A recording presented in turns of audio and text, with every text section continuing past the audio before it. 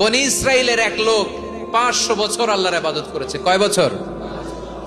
কোথায় জানেন? সাগরের মাঝখানে এক পাহাড়, ওই পাহাড়ের উপরে বসে 500 বছর টানা আল্লাহর ইবাদত। দিনে আর রাতে একবার করে নিচে নামতেন।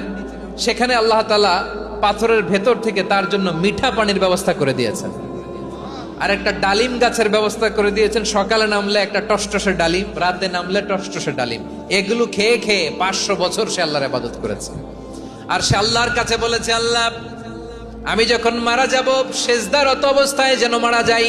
ঠিকই আল্লাহ সেজদারত অবস্থায় সাইয়েদনা আজরাইলকে পাঠিয়ে দিলেন। সেজদারত অবস্থায় লোকটা মারা গেল। 500 বছর ইবাদতের পরে আল্লাহর দরবারে কিয়ামতের কঠিন ময়দানে যখন লোকটা হাজির হয়ে যাবে, আল্লাহ বলবেন, আদখিলু আবদি আল জান্নাতা বিরহমাতি, আমার বান্দাকে আমার দয়া, আমার ভালোবাসা দিয়ে জান্নাতে ঢুকায়া দাও।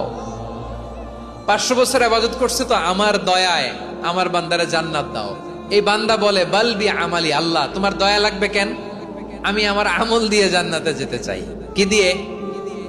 কথা বুঝে নাই বোধহয়। আল্লাহর এই বান্দা কি দিয়ে জান্নাতে ঢুকতে চায়? আমল দিয়ে। আল্লাহ বলছে, আমার দয়ায় আমার বান্দারা জান্নাতে নিয়ে যাও ফেরেশতারা। এ বলে, আল্লাহ তোমার দয়া লাগবে কেন? সেজদা তো কম দেই নাই, জিকির করতে করতে 500 বছর শেষ করে দিলাম, আবার তোমার দয়া লাগবে? আমি তো আমার আমলেই জান্নাতে যেতে পারি। আল্লাহ বলবেন, তাই ঠিক আছে, আমি চাইলাম দয়া দিয়ে জান্নাত দিব, তুমি চাইলে আমল দিয়ে ঢুকবা। ঠিক আছে, তোমার আমল আর আমার যে দয়া, দুইটার একটু মাপ দেই। তোমার 500 বছরের ইবাদত এক পাল্লায় রাখো।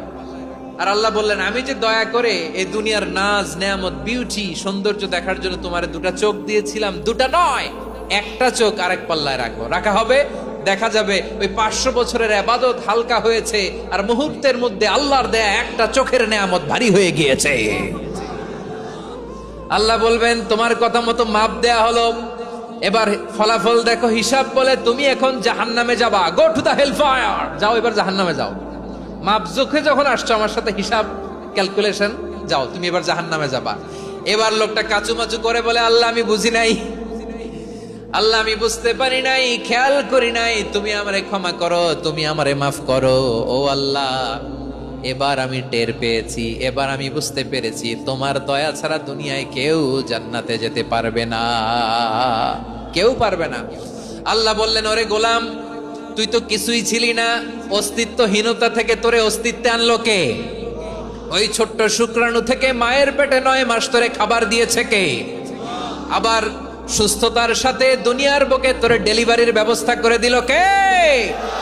আবার তোর মায়ের বুকের ভেতরে 2টা খাবারের লাইনের ব্যবস্থা